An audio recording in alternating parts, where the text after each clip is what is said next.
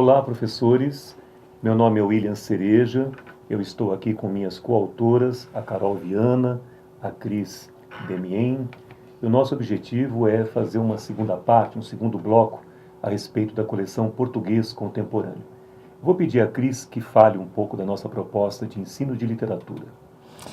William e professores, na área de literatura, na frente de literatura, a gente teve um cuidado muito grande tanto para a seleção dos textos, né, uma diversidade grande de textos, quanto também a abordagem que nós fazemos.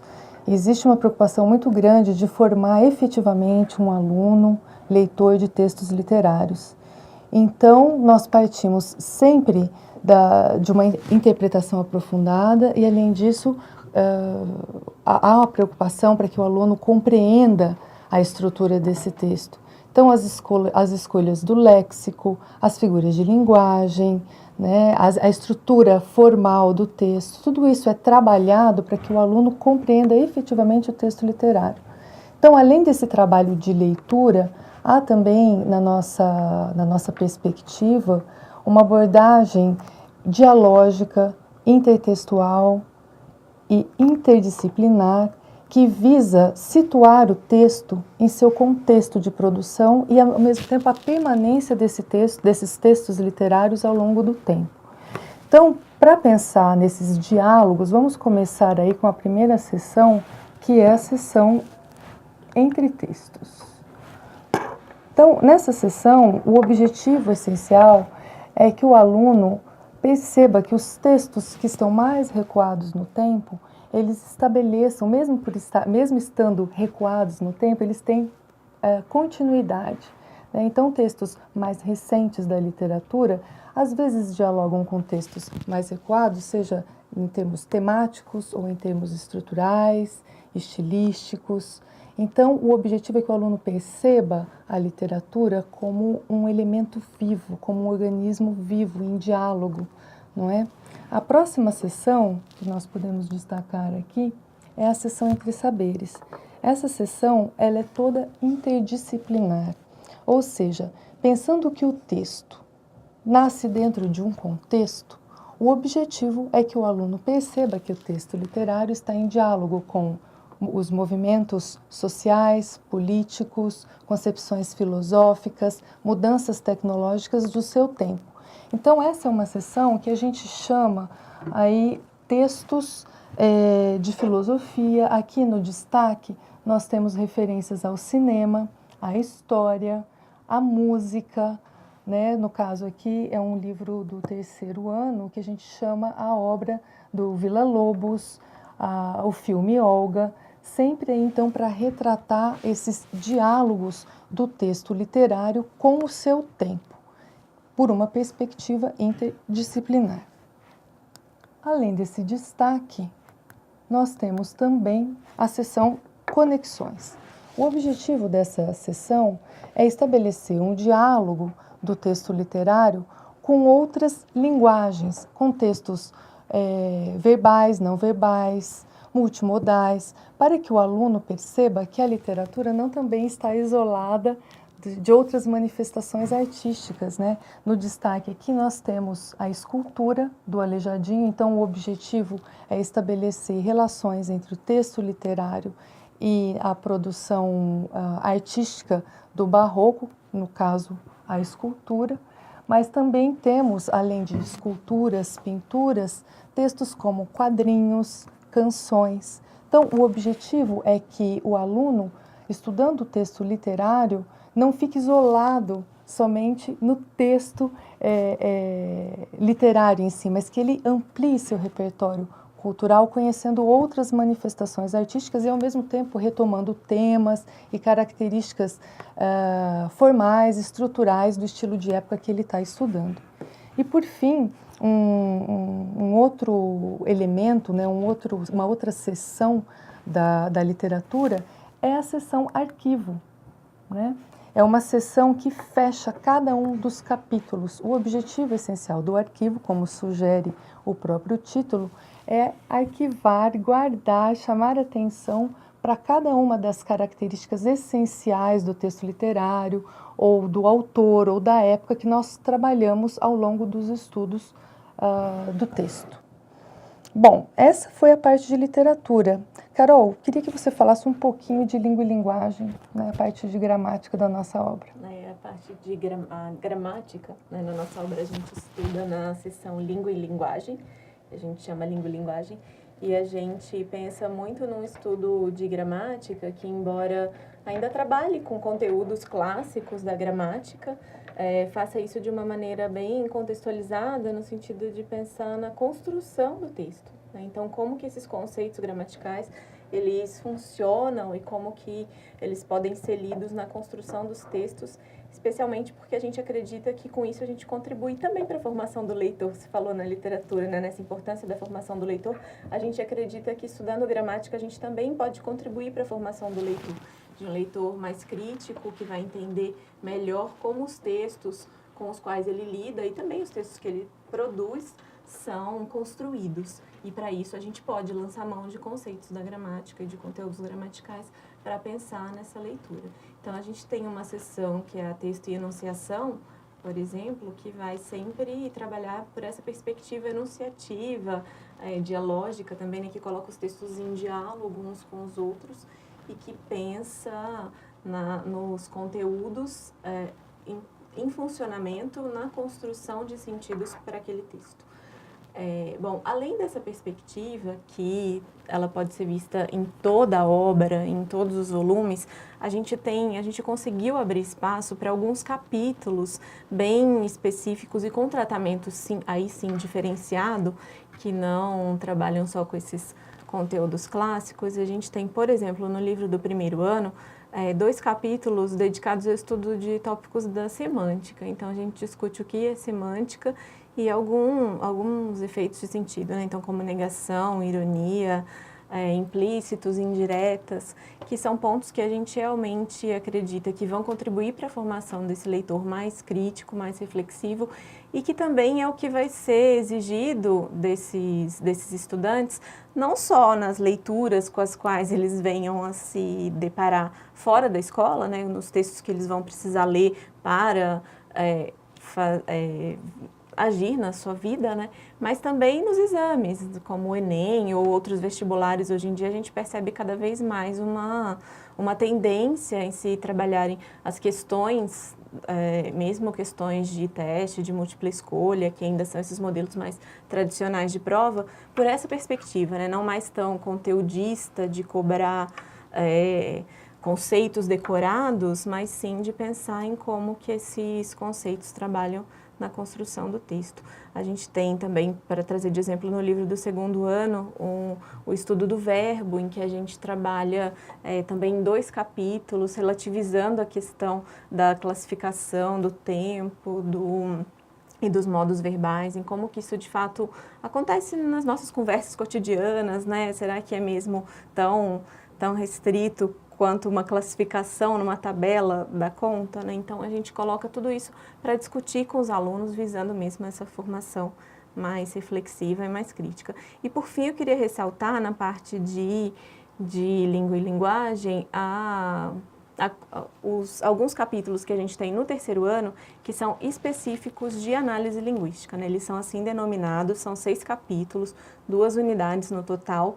E especialmente na unidade 3, a gente trabalha a análise linguística visando a produção de textos. Então, a gente está pensando que os estudantes estão às vésperas do Enem, de fazer uma redação, que para muitos deles vai ter um peso muito importante, se eles estão pensando em fazer o Enem para entrar numa universidade. Então, a gente trabalha nesses capítulos de análise linguística, trabalha em função da produção de textos, da produção da dissertação que eles vão ter de fazer para o Exame Nacional do Ensino Médio. Então, a gente aborda temas como, por exemplo, a progressão referencial e os operadores argumentativos, pensando em como isso funciona na construção da dissertação, informatividade e senso comum, que também é uma discussão que pode ser abordada aí pela perspectiva da gramática, né, mas que é muito importante para a produção de um texto dissertativo, implícitos e intertextualidade, e a gente tem também gerúndios e gerundismo, entre outros temas que vão ser trabalhados por essa perspectiva da análise linguística. A gente não está visando exatamente um conteúdo especificamente desses clássicos da gramática, mas a gente está trabalhando com a análise da linguagem em função da construção dos textos e dos usos que a gente faz da língua no nosso cotidiano, no nosso dia a dia.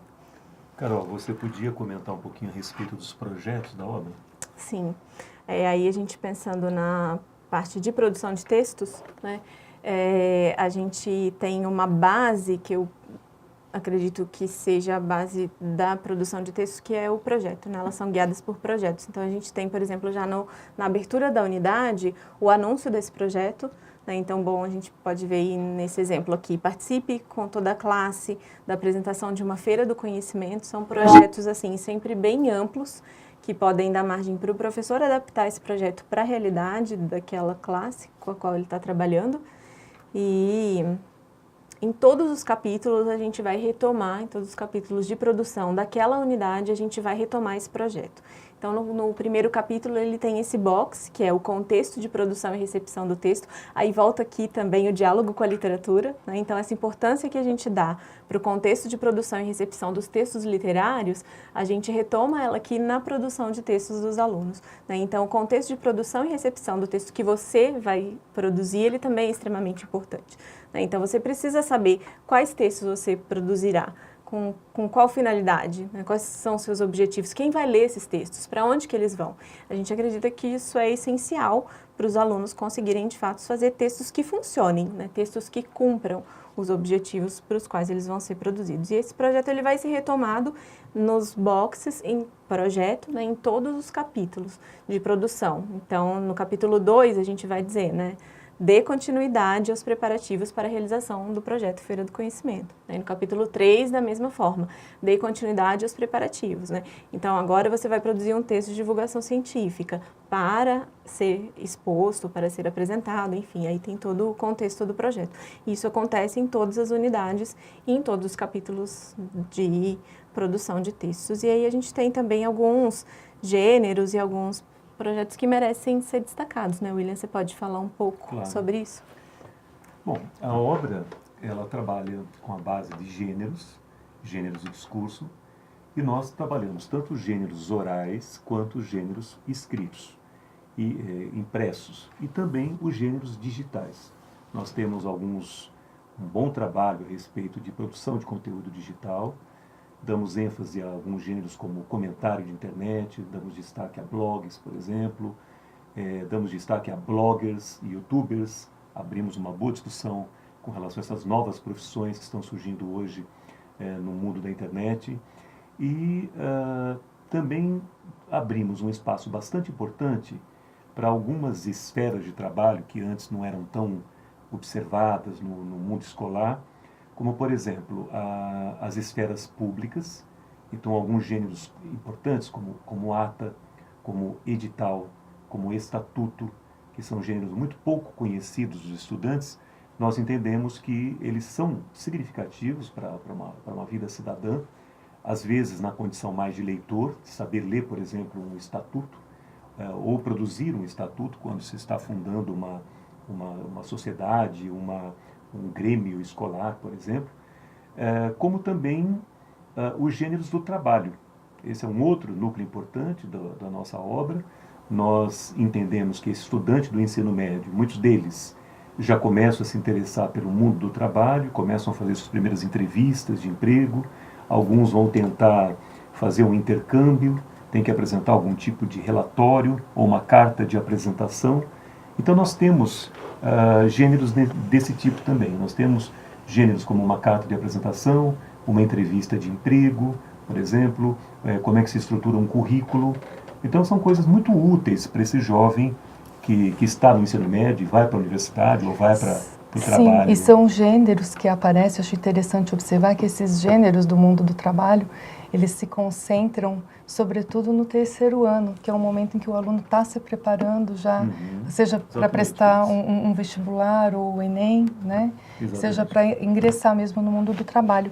E além desse destaque, né, desses gêneros da esfera do mundo do trabalho, quais seriam outros destaques da nossa coleção, William? Você diz em relação aos gêneros ou no geral? No geral. No geral. É. Acho que há 2 pontos, Cris, que eu destacaria, que são... Eu pelo menos, tive assim, um enorme prazer de participar da produção desse material. O primeiro deles é o tratamento que foi dado à questão do negro na obra. Nós não apenas temos espaços de discussão a respeito da importância do negro e do índio na sociedade brasileira, mas nós também temos, no volume 3 da coleção, temos um capítulo especial dedicado às literaturas africanas de língua portuguesa. Então nós temos estudos, por exemplo, de Mia Couto, de Craveirinha, de Viriato Cruz, né, que são autores africanos. E nós temos também estudos comparados de autores africanos com autores brasileiros. Mas, além disso, há algo inteiramente original, inédito, que é um tratamento dado à literatura negro-brasileira. Nós entendemos que, claro, é super importante valorizar essa literatura dos povos irmãos que estão na África e que também falam a nossa língua, mas qual é o espaço do negro brasileiro, do poeta, do escritor negro no Brasil? Então nós entendemos que valorizar apenas a literatura africana é pouco e que é muito importante abrir espaço para a nossa própria produção negro-brasileira. E nós temos um trabalho bastante inovador, que é trazer esses escritores negros que estão discutindo a questão negra aqui no país, estão inclusive alguns deles denunciando a questão de preconceito racial, por exemplo, e fazemos estudos desses autores, entre eles ou entre autores africanos e os nossos negro-brasileiros. Então eu entendo que esse trabalho é muito interessante, eu gostei muito de participar da produção desse material e acho que vocês, professores, também vão gostar muito de trabalhar com isso. Outro ponto de destaque dessa obra é uma seção chamada Mundo Plural.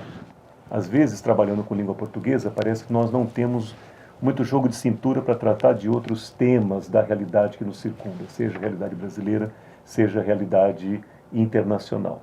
A seção Mundo Plural, ela cria diálogos muito ricos, muito vivos, entre a disciplina e uma realidade maior, a realidade social, a realidade internacional.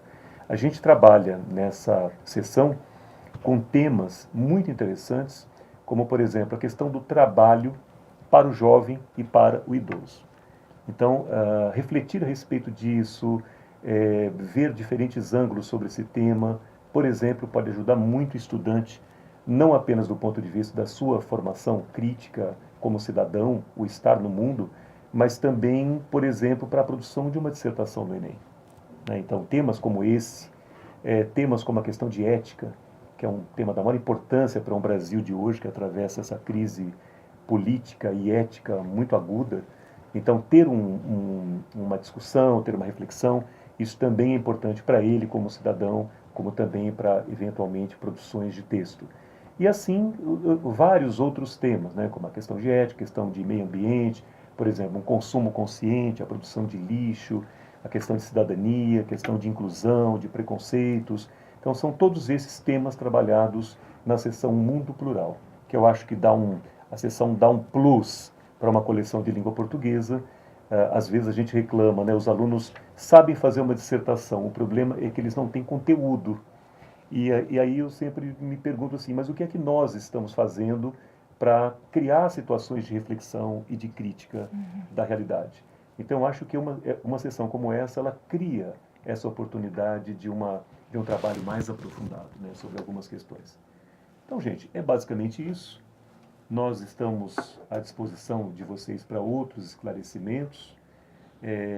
Espero que vocês gostem da coleção Português Contemporâneo, que, do nosso ponto de vista, é uma das coleções mais sintonizadas com o jovem de hoje, porque trata dos temas que estão ligados a ele, é uma obra de uma linguagem acessível, é uma obra moderna, visualmente moderna, inclusive. Enfim, espero que todos vocês gostem. Deixamos aqui o nosso abraço, né? E o nosso obrigado por sua atenção. Até a próxima. Até.